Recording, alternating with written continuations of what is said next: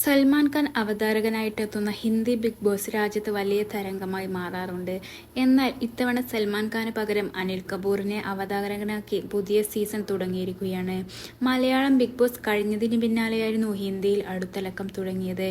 ഇത്തവണ വ്യത്യസ്തമായ രീതിയിൽ OTTയിലൂടെ ഷോ നടക്കുന്നത്.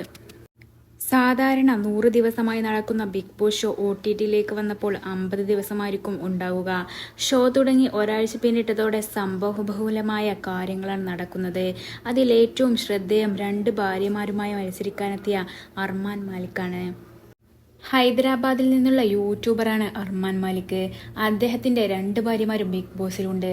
യൂട്യൂബിൽ ലക്ഷക്കണക്കിന് ഫോളോവേഴ്സാണ് ഇവർക്കുള്ളത്. താരത്തിന്റെ ഭാര്യമാരായ പായലും കൃത്തികയും പ്രേക്ഷകർക്ക് വളരെ സുപരിചിതമാണ്. മൂവരും ബിഗ് ബോസിൽ ഗംഭീര പ്രകടനമാണ് കാഴ്ചവെക്കുന്നത്. ഏറ്റവും പുതുതായി ബിഗ് ബോസിൽ നടന്നത് തന്റെ ആദ്യ ഭാര്യ പായൽ മാലിക് വീണ്ടും അർമാൻ അല്ലാതെ മറ്റൊരാളെ വിവാഹം കഴിച്ചാൽ അയാൾക്ക് എന്തു തോന്നും എന്നാണ് ഒരു കണ്ടസ്റ്റന്റായ സന ചോദിച്ചത്. ഇത് അർമാനെ പ്രകോപിപ്പിക്കുകയും ചെയ്തു. ഇതിനു പുറമെ 2 ഭാര്യമാരുമായി ബിഗ് ബോസിലേക്ക് എത്തിയ അർമാനെ ഒളിഞ്ഞും തെളിഞ്ഞും മറ്റു മത്സരാർത്ഥികൾ കളിയാക്കുകയാണ്.